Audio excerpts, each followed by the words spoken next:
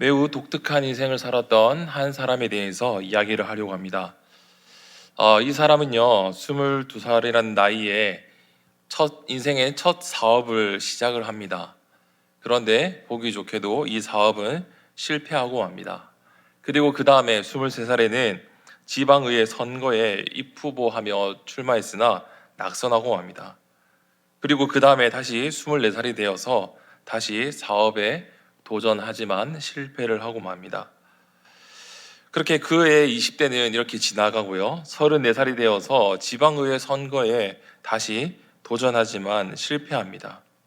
그리고 38세가 되어 그는 하원 의원 선거에 도전했으나 그 선거에도 낙선을 하고 맙니다. 그는 이렇게 20대, 30대에 무려 수많은 그러한 실패를 하였습니다. 사실 이 정도면 이제는 다른 길을 찾아보는 게 맞지 않을까라는 그러한 생각이 듭니다. 그런데 43세에도 그는 재차 하원의원 선거에 도전합니다. 또 이 선거에 낙선하고 말죠. 46세에도 상원의원 선거에 도전했으나 또 낙선합니다. 47세에 대던해 부통령 선거에 도전했지만 낙선합니다. 그리고 49에 대던해 또다시 상원의원 선거에 도전했지만 또 낙선하고 맙니다. 그러나 51세 되던 해인 1860년에 그는 미국의 대통령으로 당선이 됩니다. 그 이름은 우리가 잘 알고 있는 아브라함 링컨입니다. 많은 사람이 그렇게 당선의 축하의 인사를 건넵니다. 그렇게도 많이 실패하시더니 결국에는 성공하셨군요 라고 이렇게 다들 축하를 보냅니다. 그러자 링컨은 이렇게 대답을 합니다. 실패라고요? 저는 전혀 실패한 적이 없습니다. 성공은 나를 위한 하나님의 계획입니다. 그동안 마신 고배는 성공을 위한 소중한 경험의 축적이었을 따름입니다. 이와 같은 말을 했다고 합니다. 사실 이렇게 많은 실패를 경험하면 이 길은 내 길이 아닌갑다라고 생각하며 다른 길을 아마도 찾을 겁니다. 그런데 링컨은 이렇게 계속 실패했음에도 불구하고 이 길이 하나님께서 계획하셨다라는 길임을 알고 이 길을 향해 끝까지 나아가게 된 것을 보게 되어집니다. 우리도 마찬가지 우리 앞에 길이 있습니다. 그런데 그 길이 어떤 길인지는 우리는 잘 알지 못합니다. 어떠한 실패의 장애물이 있는지 또 어떤 장애물이 나를 힘겹게 하는지 알 수가 없습니다. 그런데 만약 그 길이 성공의 길이라고 한다면 어떻게 하시겠습니까? 오늘 본문 말씀은 우리가 너무나도 잘 아는 말씀이죠. 모세의 뒤를 이어 새로운 지도자가 된 여호수아가 가나안 정복 전쟁을 앞두고 하나님께서 약속으로 주신 말씀을 받고 있는 그러한 상황입니다. 우리가 이 말씀을 주로 읽을 때 이 말씀에서 어디에 은혜를 많이 받냐면 7절과 8절에 나오는 형통의 은혜를 많이 받습니다. 하나님께서 이렇게 하실 때 우리를 형통하게 해주신다. 그래서 하나님 말씀대로 강하고 담대하게 나아가면 형통함을 받는다. 또 율법을 다 지켜 행하면 형통함을 받는다. 좌로나 우로나 치우치면 치우치지 아니하면 우리는 형통함을 받구나라고 그렇게 은혜를 받습니다. 그런데 이미 하나님께서 4절 말씀에 너희의 영토가 되리라, 우리 6절 말씀에 땅을 차지하게 하리라라고 약속하셨습니다. 앞으로 성취될 것들이죠. 여호수아 1장에 나오는 말씀은요, 이제 모세가 가야 할 길은 끝났습니다. 이제 여호수아가 이스라엘 백성들을 이끌고 가야 할 길, 전진해야 될 길, 이제 가나안 정복 전쟁이죠. 그런데 이 길을 어떻게 가야 할지 여호수아에게 알려주시는 말씀이라고 할 수 있습니다. 그런데 여호수아는 이미 가나안 땅을 정탐하고 왔습니다. 그 땅에 가나안 7족속이 살고 있으며 어떠한 사람들이 어떻게 살고 있는지도 잘 압니다. 그런데 여호수아가 가야 할 길은 가나안으로 전진하는 길밖에 없습니다. 후진해서 애굽으로도 돌아갈 수 없는 길이죠. 어쩌면 속으로 두려움에 떨고 있는 여호수아에게 하나님은 이렇게 말씀하시죠. 5절 말씀 보시면 내 평생에 너를 능히 대적할 자가 없으리니 내가 모세와 함께 있었던 것 같이 너와 함께 있을 것임이라. 내가 너를 떠나지 아니하며 버리지 아니하리니 라고 말씀하십니다.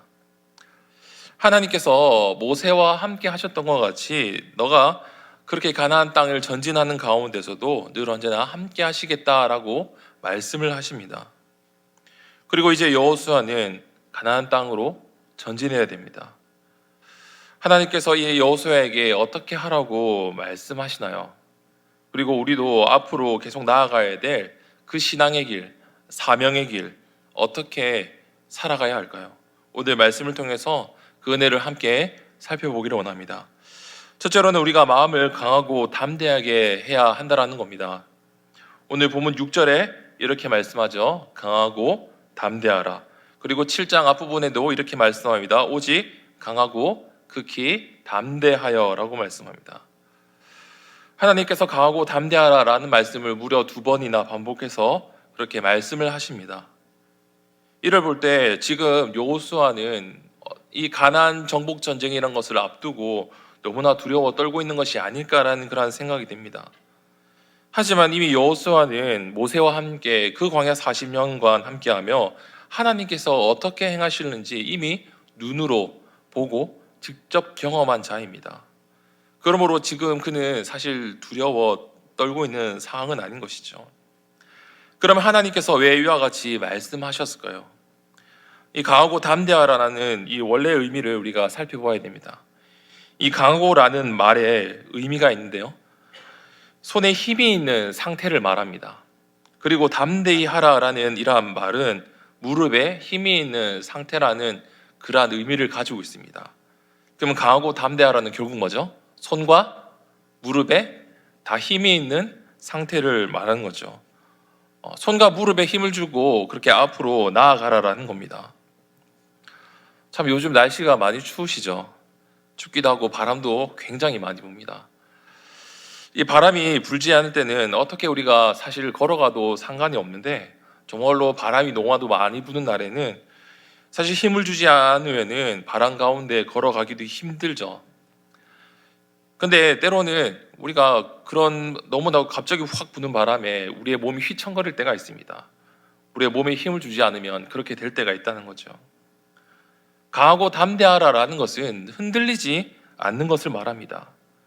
이 바람이 불면 바람이 부는 대로, 물결이 치면 물결이 치는 대로 그렇게 흔들려서는 우리가 하나님과 함께 할 수 없다라는 것이죠. 어떤 불안한 환경에 처한다 할지라도 우리의 믿음이 우리가 가야 될 길이 결코 흔들려서는 안 된다라는 겁니다. 극히 담대하라라는 것은 최대한 담대하고 강한 마음의 자세를 가지고 가야 되는 것을 말하는 것이죠.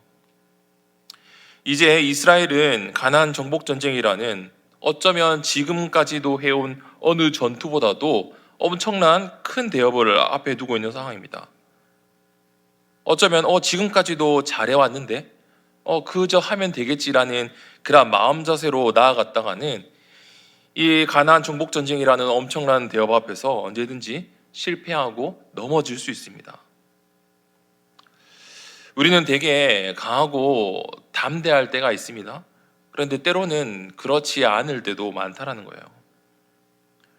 우리가 운동이나 스포츠의 세계를 보시게 되면 1점 혹은 이제 소수점 단위 들어가서 0.1점 차이로 승부가 바뀌어 버리는 어쩌면 너무나도 잔인한 승부의 세계입니다. 그런데 이 잔인한 승부의 세계에 우승자 징크스라는 그런 말이 있습니다. 이제 너무나도 실력 좋은 사람이 혹은 팀이 여러 번 막 우승하는 경우들이 있죠. 물론 실력이 너무나도 좋아서 그렇게 우승을 합니다만 어느 대회 때를 보면 분명히 또 우승할 만한 실력을 가졌음에도 불구하고 그 대회에서 어떻게 해보지도 못하고 예선 탈락하든지 그렇게 실패하는 것을 종종 볼 수가 있습니다. 다들 하는 얘기가 무엇이냐면 너무나도 우승을 여러 번 하다 보니까 그 마음에 동기부여가 없고 그 마음이 이제 해이해진 것이죠. 그들이 가지고 있는 마음가짐이 바로 문제가 된다라고 그렇게 말합니다. 사실 여러 번 성공으로 이제는 더 무장해야 되는데 그렇지 못하니 무너져 버리게 되는 것을 볼 수가 있는 것이죠. 가나안 정복 전쟁을 앞둔 이스라엘 백성들이 지금까지의 마음보다도 더 강하고 담대한 마음을 가져야 이 정복 전쟁을 승리하면서 나아갈 수 있다라는 겁니다. 이 말씀은요, 하나님 나라를 소망하는 우리에게도 동일하게 요구되는 자세라는 겁니다. 사도 바울이 1차 전도 여행을 성공적으로 마친 이후에 자기가 선교한 교회를 돌아보면서 많은 환난을 겪게 될 것이다 라는 것을 말하며 그들을 위로합니다. 그러면서 고린도 교우들에게 이와 같이 얘기해요. 깨어 믿음에 굳게 서서 남자답게 강건하여라 라고 이렇게 권면을 합니다. 지금 이렇게 고린도 교회가 이렇게 이제 전도 여행이 이제 성공적으로 마치며 이렇게 세워졌지만은 앞으로 나아갈 길이 더 험난할 수 있다라는 겁니다. 앞으로 전진에 대해 신앙의 길에 그 어떤 환난과 고난이 닥쳐올지 모른다는 것이죠. 지금 잘 되었다, 지금은 성공했다, 그런 안일한 마음으로 전진되다가는 흔들리고 넘어질 수 있다라는 겁니다. 그러므로 늘 언제나 우리가 마음을 강하고 담대하게 함으로 우리 앞에 주어진 그러한 신앙의 길, 사명의 길을 전진하며 그렇게 나아갈 수 있는 저와 여러분이 되시기를 바랍니다. 두 번째는 말씀을 묵상하고 잘 지켜야 됩니다. 우리가 늘 언제나 하나님 말씀을 들을 때 말씀을 잘 읽고 묵상하고 잘 지켜 행하는 것을 너무나도 많이 들었습니다. 어쩌면 신앙의 기초이죠. 그런데 이 기초적인 말씀을 왜 여호수아에게 이렇게 하실까? 7절 중반절, 8절 상반절 이렇게 우리 같이 한번 읽어보도록 하겠습니다. 시작. 나의 종 모세가 내게 명령한 그 율법을 다 지켜 행하고 이 율법책을 내 입에서 떠나지 말게 하며 주야로 그것을 묵상하여 그 안에 기록된 대로 다 지켜 행하라. 아멘. 하나님은 여호수아에게 하나님의 말씀을 다 지켜 행하고 그것을 내 입에서 떠나지 말게 하며 주야로 그것을 묵상하며 그 안에 기록된 대로 다 지켜 행하라 라고 이렇게 말씀합니다. 하나님은 여호수아에게 너무나도 아주 구체적으로 그렇게 명령하고 있는 것을 볼 수가 있습니다. 그런데 이때만 구체적인 그런 말씀을 한 것이 아니에요. 여호수아도 이때만 그러한 하나님의 말씀에 관한 내용을 들은 것이 아닙니다. 광야 40년 동안 수도 없이 들은 말씀이죠. 신명기를 보게 되면 신명기는 광야에서 한 모세의 설교가 나오는 것을 볼 수 있습니다. 이 신명기에 말씀이라는 단어가 몇 번이나 등장할까요? 무려 73번이나 나옵니다. 말씀하여 이르시되 말씀대로 하는 것이 말씀을 청종하리니 말씀하신 같이 말씀을 강론하고 말씀하신 대로 말씀만 듣고 라는 이러한 표현이 수도 없이 나오는 것을 볼 수 있죠. 하나님께서 모세를 통해서 이렇게 말씀에 관한 것을 많이 하신 이유가 무엇일까요? 그럼에도 너희가 말씀을 안 듣고 지키지 않을까 봐 그러셨다라는 겁니다. 또한 하나님은 가나안 정복 전쟁을 하면서 가나안에 있는 모든 것들을 다 진멸하라고 그렇게 명하시죠. 왜냐하면 그 가나안 땅에 남아있는 문화나 풍습으로 말미암아 그들이 하나님을 버리게 될까 봐 그렇게입니다. 그래서 여호수아 1장 이후의 말씀을 보시면 그들이 이스라엘 백성들과 여호수아가 하나님의 말씀을 잘 지켜 행할 때 그리고 그렇지 않을 때가 어떻게 되는지 분명히 보여주시는 것을 보게 됩니다.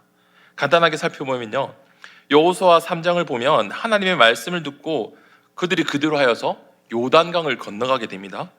그리고 여호수아 4장에서는 하나님께서 할례를 행하라고 하셔서 그 말씀대로 할례를 행하죠. 근데 그동안 어느 누구도 침략하지 않습니다.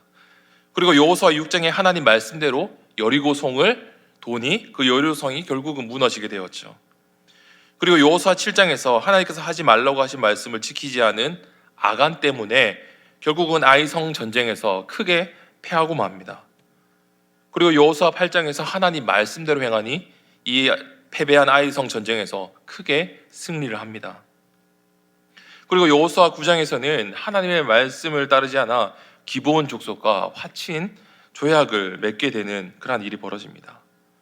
그리고 여호수아 10장에 가서는 아모리 다섯 왕의 연합군과의 전쟁에서 하나님 말씀대로 하니 태양이 머물고 달이 멈추는 그러한 일이 벌어지며 그 전쟁에서 크게 승리하게 됩니다. 여기까지만 본다 하더라도 하나님 말씀을 잘 지켜 행할 때, 그렇지 않았을 때 어떻게 되는지 분명히 보여주시는 것을 보게 됩니다. 우리가 전진해야 될 신앙의 길, 이 사명의 길에서 제대로 나아갈 수 있는 방법은 우리가 오직 하나님 말씀을 잘 듣고 지켜 행하는 것 밖에 없음을 보게 되어집니다. 다른 길이 없음을 우리 여호수아를 통해서 분명히 볼 수 있는 것이죠. 그리고 오직 그 길만이 평탄합니다. 8절 말씀 보시면 다 지켜 행하라 라고 말씀하신 이후에 뭐라고 말씀하죠? 그리하면 내 길이 평탄하게 될 것이며 라고 말씀합니다. 우리가 나아가야 될 길, 하나님의 말씀대로 나아갈 때 하나님께서 그 길을 평탄하게 해 주신다라는 거예요. 또한 전도서 8장 5절 말씀 보시면 명령을 지키는 자는 불행을 알지 못하리라 라고 말합니다. 적어도 하나님의 말씀을 지켜 행하는 길은 불행하지 않다라는 거예요.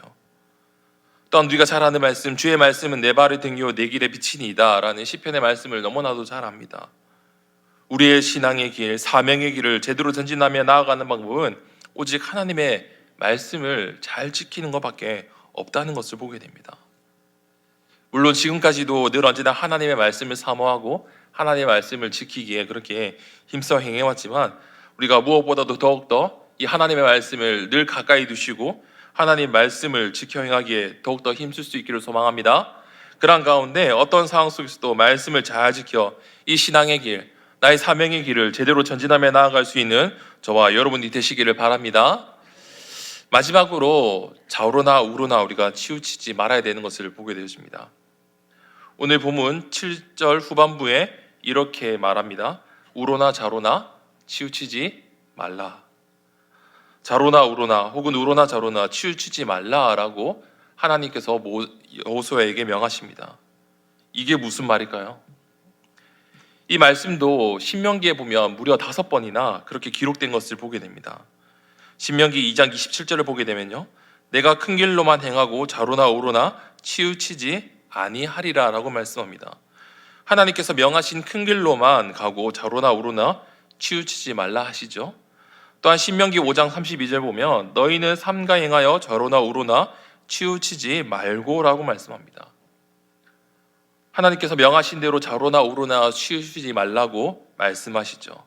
또한 신명기 17장 11절 말씀 보면 그들이 내게 보이는 판결을 어겨 좌로나 우로나 치우치지 말 것이니라 라고 말씀합니다. 하나님의 뜻대로 행한 판결이니 어기지 않도록 좌로나 우로나 치우치지 말라는 것이죠. 또한 신명기 17장 20절을 보게 되면 그리하면 그의 마음이 그의 형제 외에 교만하지 아니하고 그 명령에서 떠나 좌로나 우로나 치우치지 아니하리니 라고 말씀합니다. 하나님의 명령을 떠나서 교만하지 않도록 좌로나 우로나 치우치지 말라라고 말씀하시죠. 또한 마지막으로 신명기 28장 14절을 보게 되면 말씀을 따라 좌로나 우로나 치우치지 아니하고 다른 신을 따라 섬기지 아니하면 이와 같으리라 라고 말씀합니다. 말씀을 떠나 다른 신을 섬기지 않으려면 좌로나 우로나 치우치지 않아야 된다라고 말씀하시는 것을 보게 됩니다. 오늘 결국 이 말씀도 신명기 말씀의 결국 연속임을 보게 됩니다. 이제 가나안 정복 전쟁을 함에 있어서 얼마나 다양한 의견들이 있겠습니까? 각 지파의 지도자들이 여호수아에게 와서 이렇게 해야 됩니다, 저렇게 해야 됩니다. 수많은 말들을 할 것입니다. 어찌 보면 이것이 이런 상황에서 이렇게 맞다라고 그렇게 할 수도 있겠죠. 그것을 7장을 보면 알 수 있습니다. 여호수아 7장을 보면 이제 아이성을 정복하는 그런 이야기가 나오는데 야간이 하나님의 말씀을 지키지 않고 범죄를 하게 되죠. 그리고 아이성을 점탐하고 온 백성들의 이야기를 여호수아가 듣습니다. 아이성은 굉장히 소수이니 모든 백성을 그리로 보내서 수고롭게 하지 말라라고 말합니다. 여호수아는 하나님의 말씀이 아니라 이 백성들의 말을 듣고 이제 백성들의 소수만 보내어서 아이성 전쟁을 치르게 하죠. 그 결과 어떻게 됩니까? 대패하고 맙니다. 그리고 말씀에도 이후 백성들의 마음이 녹아 물같이 되었다라고 말씀하고 있습니다. 또한 9장에서는 기브온 족속과 화친을 맺게 되는 그러한 장면이 나옵니다. 그리고 이것이 씨가 되어서 어떤 열매가 맺히게 되죠? 하나님께서 분명히 가나안의 모든 것을 다 진멸하라고 하셨는데 다 정복하지 못한 채 남겨두게 됩니다. 이로 말미암아 가나안의 우상을 접하고 그들의 신이 조금씩 전파되어 하나님을 떠난 이스라엘 백성들이 생겨나게 되죠. 왜 하나님께서 이렇게 좌로나 우로나 치우치지 말라라고 그렇게 명하신 것을 우리는 이와 같은 사건을 보면서 이해하게 되어집니다. 무엇보다도 하나님의 말씀이 기준이 되고 중심이 되어야 됩니다. 길을 걸어가는데 계속해서 왼쪽과 오른쪽을 보면서 걸어가면 어떻게 될까요? 왼쪽에 보니까 이런 길이 있는 것 같은데 저 길이 지름길인 것 같은데 라는 생각이 들기도 하고, 또 오른쪽을 보았는데 오른쪽에도 길이 있는데 이 길이 조금 더 나아 보이는데 라는 그러한 생각이 듭니다. 그러는 순간 가고자 했던 그 길에서 완전히 벗어날 수 있게 되는 것이죠. 잠언 4장 27절을 말씀에도 보면 솔로몬이 이렇게 얘기합니다. 우편으로나 좌편으로나 치우치지 말고 내 발을 악에서 떠나게 하라라고 말합니다. 우로나 좌로나 치우치면 결국 우리는 악에 빠질 수 있게 된다는 거죠. 우리가 전진하고자 했던 길에서 벗어날 수 있습니다. 그러므로 우리가 오직 하나님 말씀을 기준으로 삼고 좌로나 우로나 치우치지 않고 그 길만을 온전히 똑바로 걸어갈 수 있기를 소망합니다. 그래서 하나님의 뜻대로 좌로나 우로나 치우치지 아니하며 하나님의 뜻을 기준에 두고 이 신앙의 길을 전진하며 나아갈 수 있는 저와 여러분 되시기를 바랍니다. 사도 바울은 예수께 받은 사명, 자신이 가야 할 길을 내가 달려갈 길이라 그렇게 표현하고 있습니다. 또한 표대를 향하여 부르신 부름의 상을 위하여 달려간다라고 말합니다. 벌써 2025년 1월이 지나고 2월이 되었죠. 우리가 가야 될 길, 바로 신앙의 길, 사명의 길이 있습니다. 여호수아는 가나안 정복이라는 그러한 길을 가야 됩니다. 그런데 전진하는 것 말고는 아무것도 없습니다. 그러면 어떻게 전진해야 될까요? 하나님 말씀대로 강하고 담대한 마음의 자세를 가지고 나아가야 됩니다. 또한 하나님의 말씀을 읽고 묵상하고 다 지켜 행함으로 살아갈 수 있어야 됩니다. 그리고 우로나 좌로나 치우치지 아니하고 오직 한 길만을 바라보며 전진할 수 있어야 된다는 거죠. 그럴 때야 비로소 하나님의 그런 약속의 성취와 형통을 복으로 받을 수 있게 된다는 겁니다. 이와 같이 오직 강하고 담대함으로 오직 하나님의 말씀을 지켜 행하며 좌로나 우로나 치우치지 아니하고 오직 한 길만 바라보시며 이 2025년을 나아가는 가운데 하나님께서 주시던 그런 형통의 복을 받으며 살아갈 수 있는 저와 여러분이 되시기를 주님의 이름으로 간절히 소망합니다.